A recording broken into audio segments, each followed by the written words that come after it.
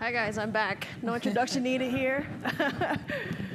But very excited. I think we saved one of the best for last, you know, especially when we're talking about NFL.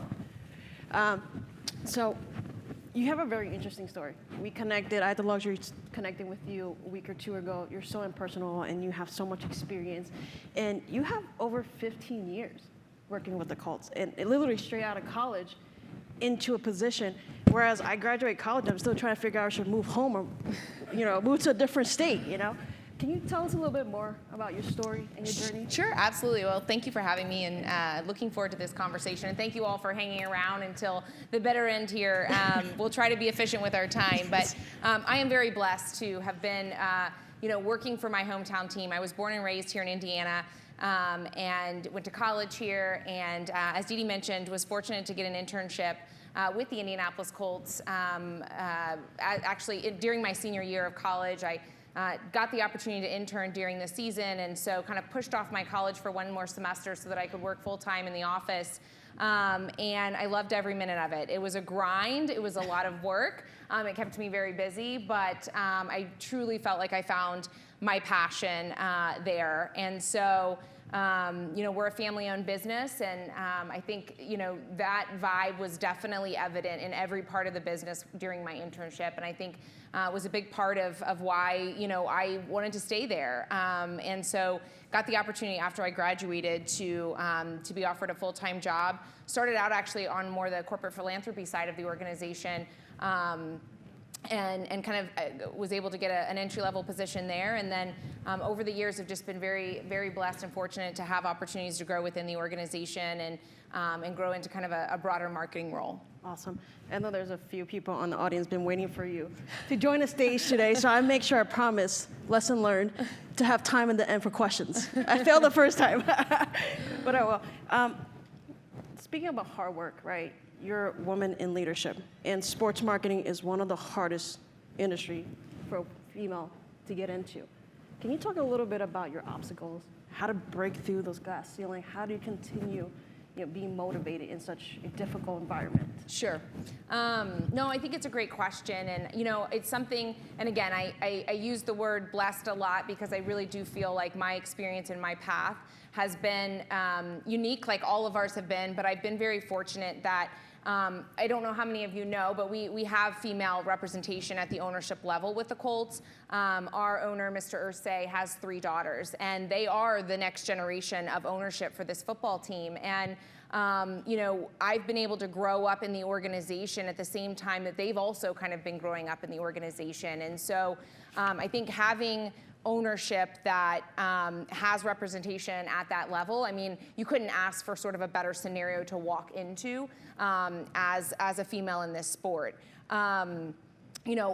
Because of that, I maybe haven't had the same level of obstacles that others have that have experienced. But what I would say is, and I still to this day, my peer group within the commercial side of the Colts business, I am the only female vice president, but I don't walk into every meeting aware of that. That doesn't occupy my time. I go in there thinking, how can I contribute and be the best teammate and do my job the best, support our Chief Sales and Marketing Officer the best, support ownership the best, and do the very best that I can.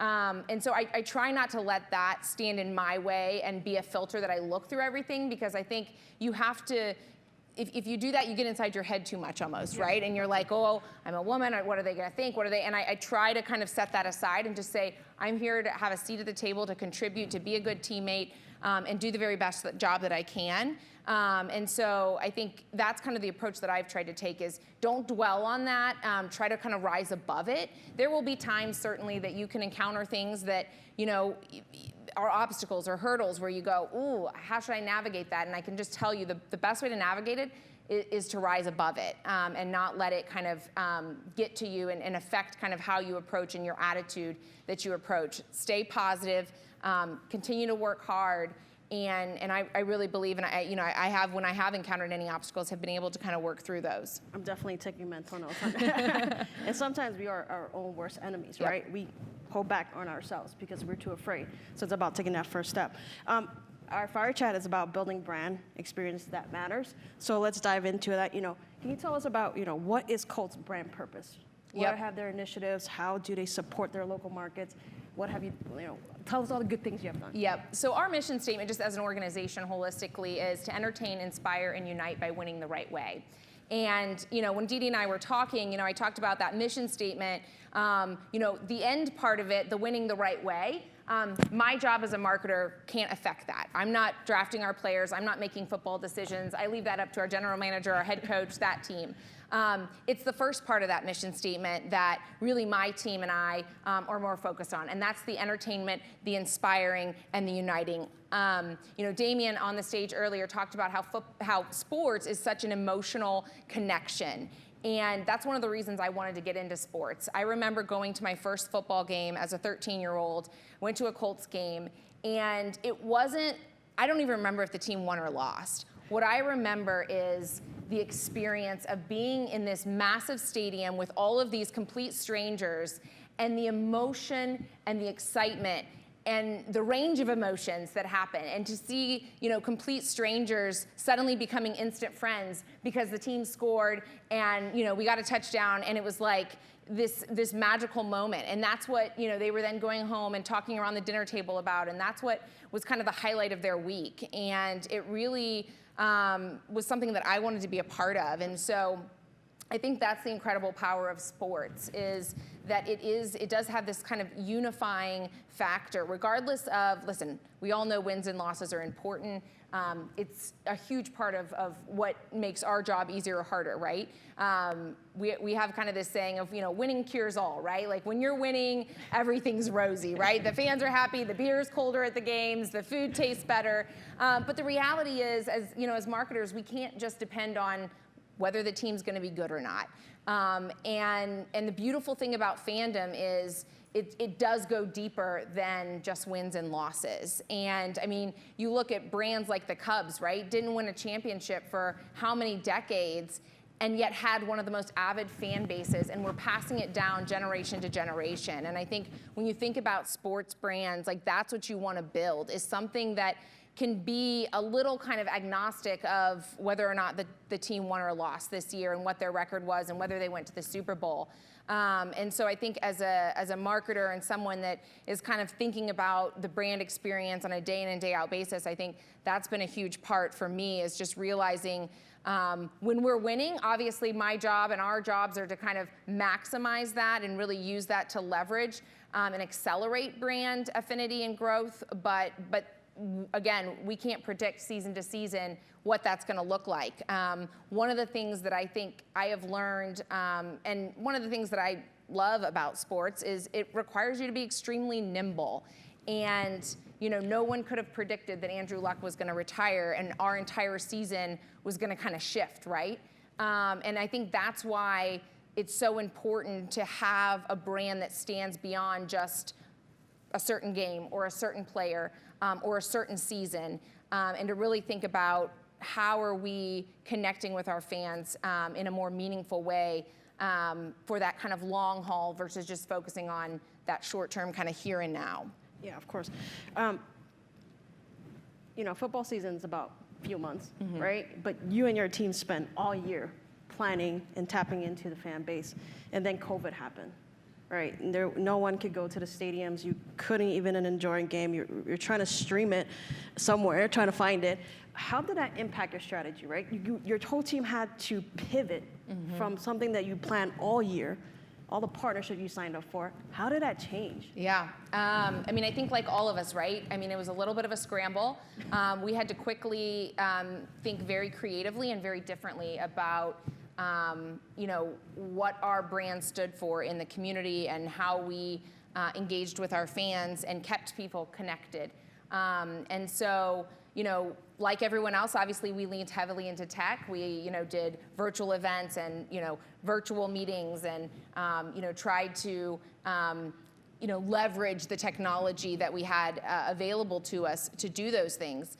We were one of the few teams that were very fortunate to still be able to host fans at our game, and so a big part of our time was also spent of how are we going to host fans safely, and make sure that we're abiding by all of the local and federal guidelines in doing this. So not every team had to deal with that because not every team got to host fans at their stadium, but we were one of those teams, and so a lot of our time was just focused on safety and that experience and how do we modify that experience for the times that we were in. Outside of game day, I think we did start to kind of think creatively around our experiential marketing. That's kind of where I spend a lot of my time, is a lot of our live events and experiences, even outside of game day.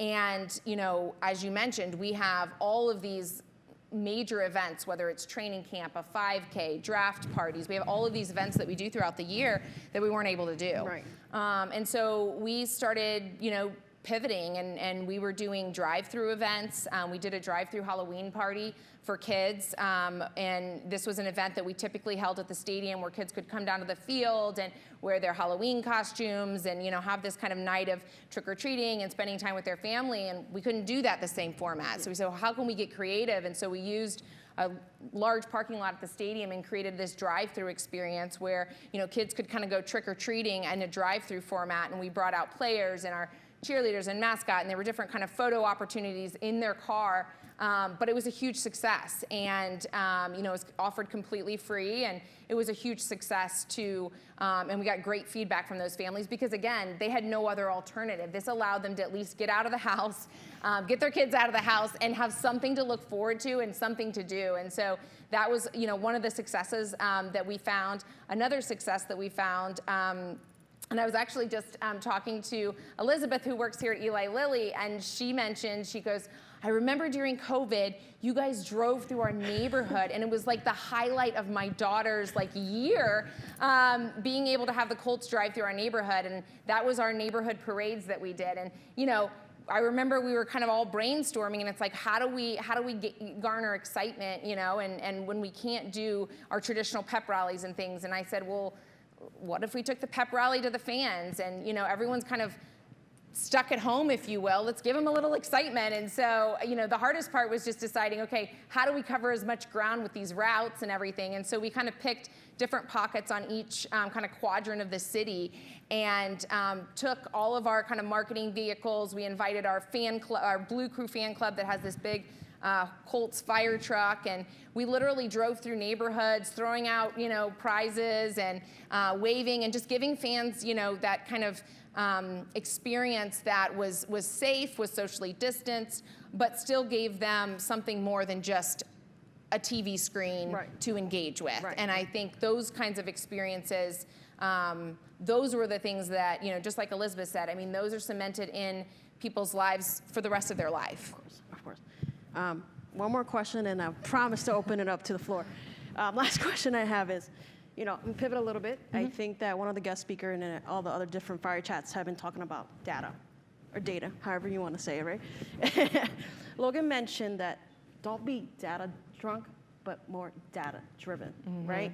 So how does data and digital and social play into your marketing strategy, right? We've seen a lot for Colts, the coaches and the team members come together, create custom content to really tap into their fans, right? That's one of the best approaches to do it because you want to connect beyond the screen. So how has that played out? Yep. No, that's a great question. And I will say just, like with a lot of other industries, data plays a huge role in our day-to-day jobs. And I would say it's a growing role as we become more sophisticated, as we learn more about our fans, as we have more capabilities.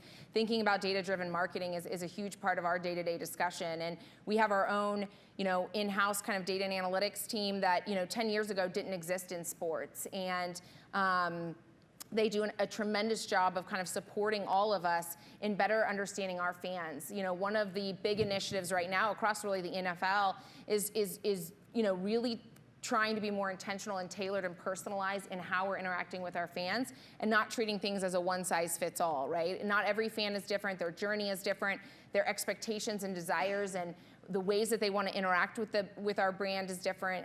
They want different game day experiences, they want different social and digital experiences, and so we have really been working closely on better understanding and tailoring our experiences, whether they're digital experiences or in-person experiences, to tailor to our different fan segments.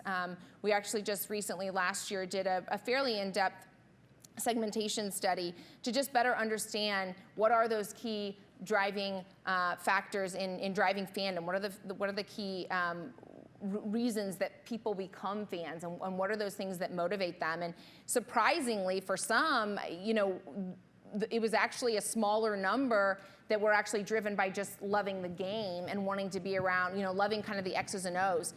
The two largest segments that we found were what we call communals, which are people that really are attracted and drawn to it because of that sense of belonging and community that sports provides, regardless of what's even happening kind of on the field, but just being a part of a major community event and being around other kind of fans and having that energy. And then kind of those hometown fans who really follow their team because they're all about where I live and supporting brands and organizations that are local, and that's a big reason why they identify and become sports fans. And so I think through that study, we're able to really hone in on, okay, segmenting our fan base and better understanding how are we engaging and interacting with them, and from a live experience standpoint, even how are we kind of serving content, messaging that is relevant to them. So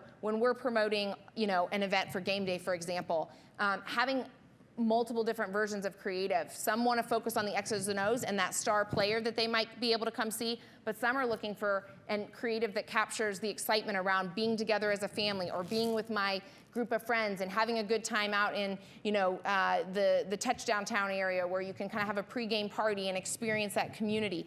Having a lot of different variations in messaging that appeals to those different segments. And I think that's been a big focus of ours, is just becoming more sophisticated in that area. And we've been able to learn a lot too from other industries that are maybe a couple steps ahead of that have been more dependent on that for a longer period. And so we're excited about the opportunities that continue to unfold, but it certainly is a huge part of our day-to-day. Awesome. We really appreciate you sharing all your insight. Thank you so much. Yes, thank you for having me. Thank you, guys. I appreciate it.